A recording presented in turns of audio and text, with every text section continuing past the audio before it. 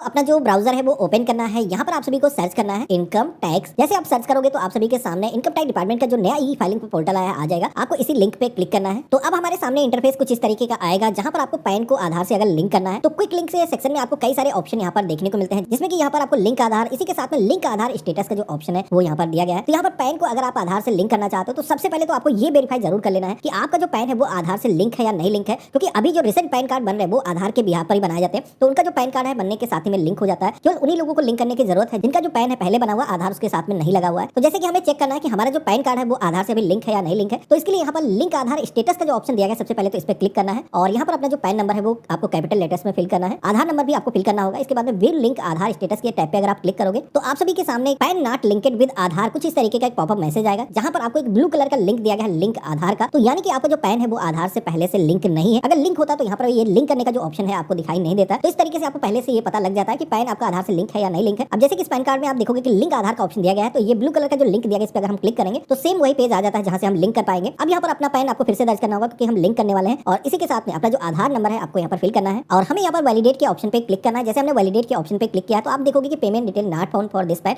कुछ इस तरीके का मैसेज आएगा। तो हमें यहाँ पर कंटिन्यू टू पे थ्रू ई पे टैक्स का जो ऑप्शन है इस ऑप्शन पे क्लिक कर देना है और यहाँ पर हमें अपना जो पैन नंबर है फिल करना है। कंफर्म पैन के सेक्शन में रिपीट अपना जो पैन नंबर है दर्ज करना है और अपना जो मोबाइल नंबर है वो यहाँ पर फिल करना है। यहाँ पर मोबाइल नंबर कोई भी आप दर्ज कर सकते हो, ऐसा नहीं कि आपके पैन कार्ड से वो लिंक होना चाहिए। यहाँ पर आपके पास में जो भी करंट में मोबाइल नंबर है वो दर्ज करना है और कंटिन्यू के ऑप्शन पे क्लिक करना है। तो जैसे हमने कंटिन्यू के ऑप्शन पे क्लिक किया है तो आप यहाँ पर देखोगे कि हमारे मोबाइल फोन पर एक वेरिफिकेशन के लिए ओटीपी सेंड किया गया है, वो ओटीपी हमें यहाँ पर दर्ज करना है और कंटिन्यू के ऑप्शन पे क्लिक करना है। तो अब आप देखोगे कि हमारे सामने हमारा जो पैन है उसके वेरिफिकेशन रिकॉर्ड आ चुके हैं। यहाँ पर हमारा ये पैन कार्ड कंटिन्यू के ऑप्शन पे अगेन हमें क्लिक करना है। अब जैसे हमने कंटिन्यू के ऑप्शन पे क्लिक किया है, अगला जो पेज आता है जहाँ पर कई सारे सेक्शन आपको दिखाए गए हैं, जिसमें यहाँ पर जो इनकम टैक्स वाला ऑप्शन दिखाया गया है आपको यहाँ पर प्रोसीड के टैब पे क्लिक कर देना है और इसके बाद में आप सभी को यहाँ पर अपना जो असेसमेंट ईयर है यहाँ पर आपको सिलेक्शन करना है। अब यहाँ पर आकर के कई सारे लोग गलतियां करते हैं, क्योंकि असेसमेंट ईयर एक साल आगे चलता है तो लोग यहाँ पर करंट में जो ईयर चल रहा है 24-25 उसे ही समझ करके सेलेक्ट कर लेते हैं। लेकिन यहाँ पर आपको जो लेटेस्ट दिया गया है 25-26 जो असेसमेंट ईयर है एक साल आगे चलता है तो इसे ही आपको सेलेक्ट करना है। तो जैसे कि आप देखोगे कि हमने 25-26 यहाँ पर सेलेक्ट किया है तो फाइनेंशियल ईयर ऑटोमेटिक यहाँ पर नीचे की तरफ दिखाया गया कि 24-25 यहाँ पर आपका होने वाला है, यानी कि यहाँ पर आपका जो सिलेक्शन है अब पूरी तरीके से सही है। इसी तरीके से आपको सिलेक्शन करना है। कई सारे लोग क्या करते हैं कि करंट वहाँ पर सेलेक्ट कर लेते हैं, जिससे कि उनका जो पेमेंट है वो भी वेस्ट हो जाता है। इसके बाद में टाइप ऑफ पेमेंट के सेक्शन में आना है और यहाँ पर आपको एक ऑप्शन दिखेगा अदर रिसिप्ट का, लास्ट में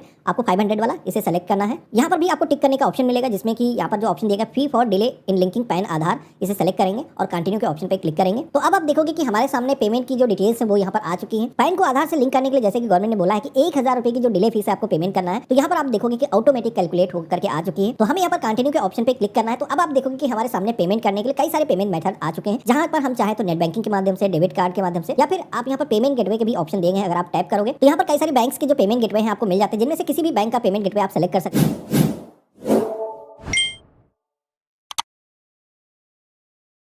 यहाँ पर यूपीआई के जरिए, डेबिट कार्ड के जरिए आप पेमेंट कर सकते हो। तो जैसे कि हमने यहाँ पर एक बैंक का जो पेमेंट गेटवे है वो सिलेक्शन किया है और कंटिन्यू के ऑप्शन पे क्लिक करेंगे और यहाँ पर इस पेज में हमें नीचे की तरफ आना है और यहाँ पर आपको पे नाउ का एक ऑप्शन मिलेगा, जिस पे हमें क्लिक करना है। टर्म एंड कंडीशंस का एक पॉपअप आएगा, जिसको कुछ इस तरीके से स्क्रॉल करना है और आई एग्री के ऑप्शन पे क्लिक करना है, सबमिट टू बैंक के ऑप्शन पे क्लिक करना है। तो अब आप देखोगे कि हमारे सामने पेमेंट करने के कई सारे ऑप्शन आ चुके हैं, जैसे कि यूपीआई के जरिए भी ये जो पेमेंट है हम कर सकते हैं। आप चाहो क्रेडिट कार्ड, डेबिट कार्ड के भी माध्यम से ये पेमेंट कर सकते हो। तो हमने यहाँ पर यूपीआई के जरिए पेमेंट करने के लिए सेलेक्ट किया है। तो यहाँ पर गूगल पे, फोन पे, भीम यूपीआई जितनी भी एप्लीकेशन होती है उनके जो ऑप्शन है वो दिखाए गए हैं। तो जैसे कि हमें कार्ड से पेमेंट करना है तो कार्ड की टैब दी गई है, जिस पे आप क्लिक करोगे यहाँ पर कार्ड नंबर मांगा जाएगा। कार्ड की जो एक्सपायरी है वो दर्ज करना है। कार्ड के बैक साइड पर सीवीवी प्रिंटेड होता है 3 डिजिट का, वो आपको दर्ज करना है। कार्ड होल्डर का जो नेम है दर्ज करना है। एग्री के ऑप्शन पे क्लिक करना है। प्रोसीड की टैब पे क्लिक करोगे, यहाँ पर कंटिन्यू विदाउट सेविंग वाला जो ऑप्शन है इसे सेलेक्ट करना है। तो इस तरीके से आप देखोगे कि अब हमारे सामने ओटीपी को दर्ज करने का जो पेज है वो आ चुका है। यहाँ पर आपके बैंक की तरफ से आपके मोबाइल फोन पर एक ओटीपी सेंड किया गया है, जो कि आपको इस बॉक्स के अंदर दर्ज करना है और यहाँ पर सबमिट के ऑप्शन पे क्लिक करना है। तो इस तरीके से आप देखोगे कि यहाँ पर फीस का जो पेमेंट है वो हो चुका है। यहाँ पर जो 1000 रुपए का फीस का गवर्नमेंट ने बोला है पैन को आधार से लिंक करने के लिए आपको डिले फीस पेमेंट करनी होगी, वो जो फीस है हमने यहाँ पर पेमेंट कर दी है। यहाँ पर ये जो चालान है जनरेट होकर के आ चुका है। तो यहाँ पर आपको ये जो चालान दिया गया है सबसे पहले तो इसका एक प्रिंट आउट आपको ले लेना है। इसके लिए आपको डाउनलोड के ऑप्शन पे क्लिक करना है। तो यहाँ पर आपकी एक पावती स्लिप जनरेट होगी, जिसको आपको कुछ इस तरीके से सेव कर लेना है और इसको अगर आप ओपन करोगे तो यहाँ पर आप देखोगे कि आपका जो पैन नंबर है वो मेंशन किया गया है। इसी के साथ नीचे की तरफ देखोगे तो यहाँ पर चालान नंबर बीएसआर कोड यहाँ पर मेंशन किया गया है। तो यानी कि यहाँ पर ये जो 1000 रुपए का फीस पेमेंट है हमारा पूरी तरीके से हो चुका है। पैन को आधार से लिंक करने के लिए अभी भी कुछ स्टेप लेने की जरूरत है। बहुत सारे लोग क्या करते हैं, फीस का पेमेंट सोचते हैं कर दिया मैंने और इसके बाद में हमारा जो पैन है वो आधार से लिंक हो जाएगा। तो ऐसा नहीं है, आप सभी को आगे भी कुछ स्टेप लेने की जरूरत है। तो कैसे करना वो मैं आगे आपको बता देता हूँ। उसके बगैर आप सभी का जो पैन है वो अभी भी आधार से लिंक नहीं होगा। तो दोबारा से आपको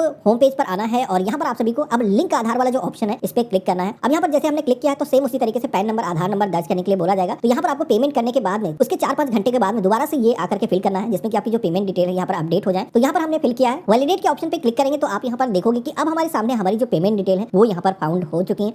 चालान नंबर, बीएसआर कोड, जो भी हमने पेमेंट जब किया था उसकी पावती की जो डिटेल है इसमें रिफ्लेक्ट हो चुकी है। अब हमें पैन को आधार से लिंक करने के लिए जो कंटिन्यू का ऑप्शन दिया गया है, इस ऑप्शन पे क्लिक करना है। तो अब आप देखोगे कुछ अलग टाइप का आप सभी के सामने पेज आएगा, जहां पर आपके आधार कार्ड पर आपका जो नेम है वो किस तरीके का है आपको यहाँ पर दर्ज करना है। तो कंप्लीट नेम आपको फिल करना है, अपना जो मोबाइल नंबर है वो आपको यहाँ पर दर्ज करना है। इसी के साथ में कुछ टिक करने के यहाँ पर ऑप्शन दिए गए हैं, जिसमें कि बहुत सारे पुराने जो आधार कार्ड है जिन पर केवल ईयर ऑफ बर्थ ही आता था, यानी कि फुल डेट ऑफ बर्थ नहीं मेंशन रहती थी। तो ऐसा अगर आपके पास में आधार कार्ड है उसको अपडेट नहीं कराया आपने, तो यहाँ पर इस ऑप्शन पे टिक करोगे तो आपका जो पैन आधार लिंकिंग है कंप्लीट हो जाएगा। बाकी सभी लोगों को क्लिक नहीं करना है, जिनकी पूरी डेट ऑफ बर्थ है उसको टिक नहीं करना है। I agree to validate my Aadhaar detail, इस ऑप्शन पे क्लिक कर देना है और लिंक आधार के ऑप्शन पे आपको क्लिक करना है। तो यहाँ पर हमारे मोबाइल फोन पर जो ओटीपी आया है वो ओटीपी हमें यहाँ पर दर्ज करना है। इसके बाद में वैलिडेट के ऑप्शन पे क्लिक करेंगे तो आप यहाँ पर देखोगे कि अब हमारे पैन को आधार से लिंक करने की जो रिक्वेस्ट है वो सक्सेसफुली रजिस्टर हो चुकी है, जिसमें कि यूआईडीए के पोर्टल के जरिए आपकी जो डिटेल्स है एक बार वेरीफाई की जाएंगी। इसके बाद में आपका जो पैन कार्ड है वो आपके आधार से लिंक हो जाएगा, जो कि अगर वर्किंग डेज है फ्यू मिनट्स के बाद में आप दोबारा से पोर्टल पर आओगे तो यहाँ पर आपका जो पैन है वो आधार से लिंक हो चुका होगा। लेकिन आपको एक बार वेरीफाई जरूर कर लेना कि आपका जो पैन है वो आधार से लिंक हो गया, किसी भी तरीके का कोई इशू तो नहीं है। तो इसके लिए दोबारा से आप डैशबोर्ड पर आओगे, आपको यहाँ पर एक ऑप्शन मिलेगा लिंक आधार स्टेटस का, इस ऑप्शन पे क्लिक करोगे तो यहाँ पर आप सभी से आपका पैन नंबर आधार नंबर दर्ज करने के लिए बोला जाएगा। व्यू लिंक आधार स्टेटस के ऑप्शन पे क्लिक करोगे तो यहाँ पर आप देखोगे कि आपका पैन नंबर आधार नंबर मेंशन किया गया है, जहाँ पर बताया जाए कि ऑलरेडी लिंकेड है, यानी कि आपका जो पैन है वो आधार से अब लिंक हो चुका है। अब